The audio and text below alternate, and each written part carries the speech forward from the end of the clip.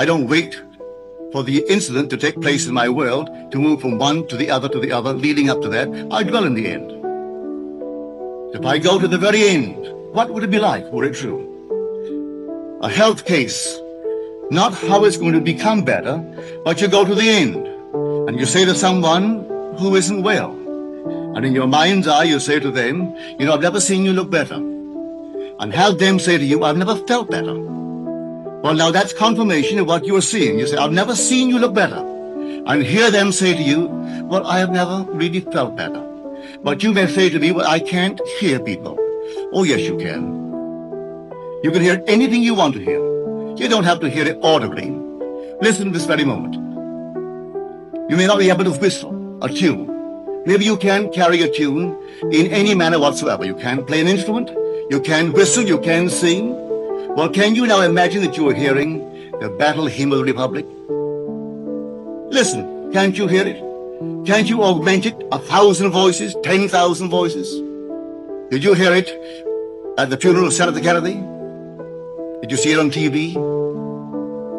Wasn't that moving? When the organ began to peal, and suddenly that lovely soft voice singing it, and the whole thing became, well, the whole vast TV world was filled with it. I doubt there were very many dry eyes when he got through singing the battle hymn of the Republic. Well, I can sing, I can whistle the tune, but I can just right now or stand here and listen and hear the entire thing swell. If I tried to duplicate it with my voice, I couldn't do it, but I can hear his voice as he sang it. You can hear anyone's voice. You can hear the speaker's voice. Tonight alone, you can hear my voice, and you can put upon my voice what you want to hear. And unknown to you, I will find myself telling you. Something will happen to confirm what you're hearing. So you can do this for good or ill. I advise you, do it for good. But the choice is yours. You can hurt and you can bless, but don't hurt. Use your imagination always lovingly on behalf of others. But to tell you that you couldn't do it to hurt is stupid, because you can hurt. But it's entirely up to you. So you imagine what you want.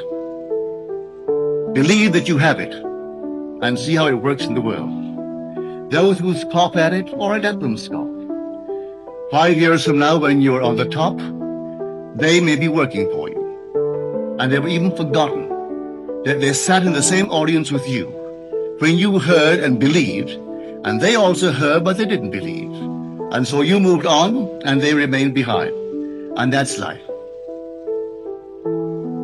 But there's only one creative power in the universe. Scripture names that power as God, Jesus Christ, the Lord, the same power.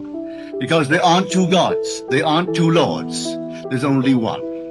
And that one Christ dwells in us.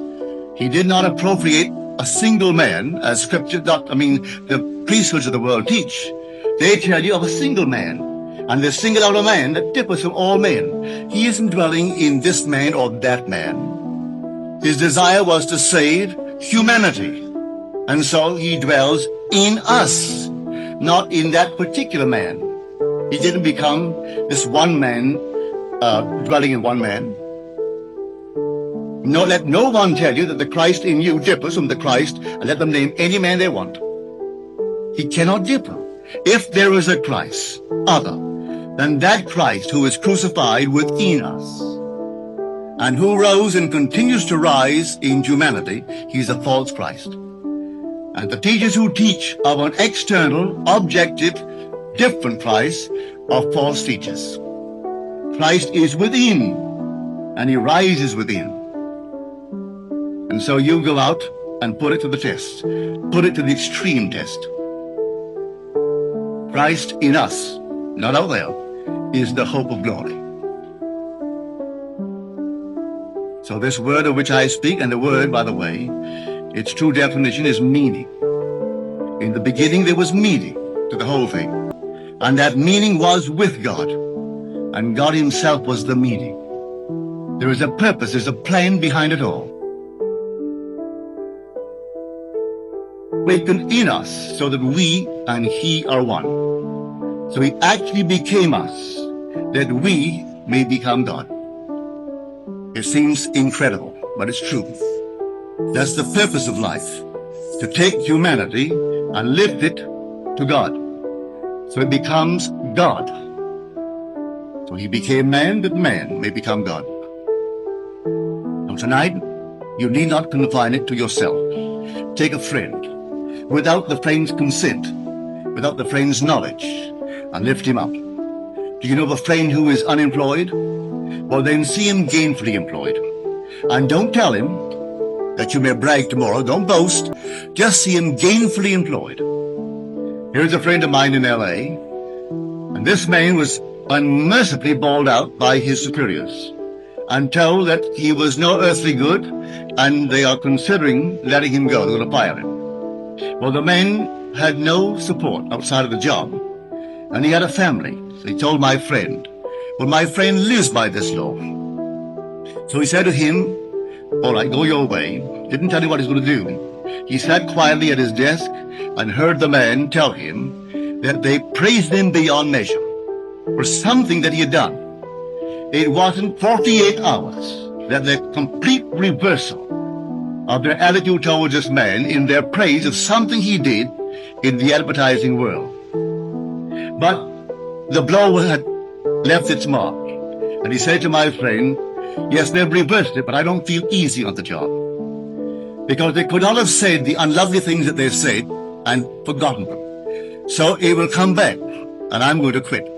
I have no money. I'm giving them 2 weeks' notice. I'm going to ask them to give me 1 week of the 2, that I may get myself together, maybe take off a few days, and just get my thoughts in order. Well, at the end of 2 weeks, he didn't have a job. My friend, when he told him what he was going to do, my friend knew he could not afford to quit and not work. So he saw him gainfully employed and earning 25% more than the present job. He took off the second week. When he came back at the end of the first week, he came into my friend's office and said, only yesterday I got the offer and I start Monday. I do not lose 1 day's salary and I start at 25% more than I received on the past job. What did it? My friend's imagination. A loving use of the imagination on behalf of a friend. Had he gone without that imaginal state, he'd have walked into the place, the man would have said, we have nothing. Or we can't use you. Why are you quitting? He didn't ask anything, he simply wanted the man. So if you precede your visit by an imaginal act, they will see you as you see yourself. If you walk in knowing that you're no good, they're going to see you exactly that way. But if you're walking in the assumption that things are as you desire them to be, they're going to see you that way. And this is life. Now, what greater claim can anyone make than to claim that he is God? When he claimed it, they said he is blaspheming. For here is a man, and the man dares to claim he is God. The 10th of John. And he said, is it not written in your law, I say ye are gods, sons of the Most High? If he called them gods to whom the word of God came, do you say of the one that he anointed and sent into the world that he is blaspheming? Do you know of any greater claim in the world than for a man to identify himself with God and walk as though he were? And not be ashamed to admit it? He doesn't go bragging about it, but he knows in his heart he is one with God. For if his imagination is God and he imagines, well then that's God. And if he imagines a state and it comes to pass, then he knows the creative power that is God. He doesn't have to brag about it and boast about it, but he doesn't have to hide it either. He doesn't have to bury it and be ashamed of it. He sleeps in a noble state because he's one with God. But let everyone take that attitude and the world will change. Not be beaten, but you can take the whole vast world, if they feel themselves slaves, give them the world, they'll want it again tomorrow. Unless a man has self-respect, you can give him all the money in the world, and it means nothing. That goes for the individual, it goes for a family, it goes for a race of people, it goes for a nation. Just as our late President Hoover said, the rise and fall of ideas will determine the rise and fall of men, the rise and fall of nations, the rise and fall of communities. So tell me the idea the community entertains about itself, and I'll tell you that community. But now change that idea of itself, and you'll change that community. that a family feel important in itself. It doesn't have to have a background. Who has a background? So you go back far enough, and almost everyone who now claims importance would be ashamed of that background. So don't go back, start just where you are. And don't pay anyone to look up your family tree, because you're going to pay them to forget it. Just all of a sudden, start right now and assume the dignity that is God. That's what your real background is, God. And so assume it. And then walk in that assumption. And if you have children, I hope you do, well then, instill that into the child. Instill it into all within the environment and have them feel important. I have no background judged by human standards, either intellectual, financial, or these things. We made it. But Mother instilled in us. When we did something of which she was ashamed, she would say to us, have you forgotten that you are a Goddard? We didn't know. That must have been very important. Because Mother said, have you forgotten that you're a Goddard? Well, I never heard that we ever had any background. But all of a sudden you began to feel that you must be important. So Mother instilled it into our mind's eye. She made the name important. So today it is important where we are. In the business sense, in every sense, it's important. But Mother did that, and she married a man who had no background and took his name. But she made it important. All right? Who has any background?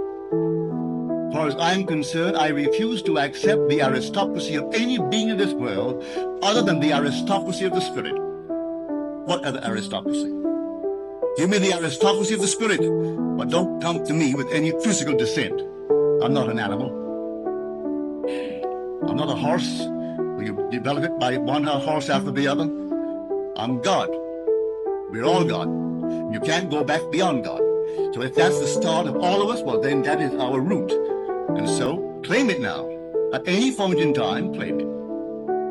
And you'll find yourself being washed clean of anything you might have thought the family tree held. You don't have any family tree.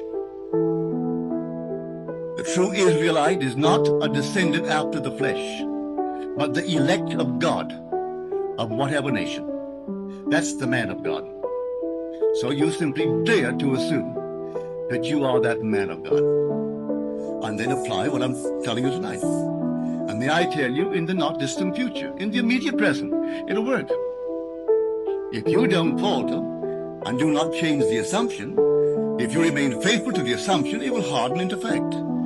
Because imagining creates reality. It does. Now let us go into the silence.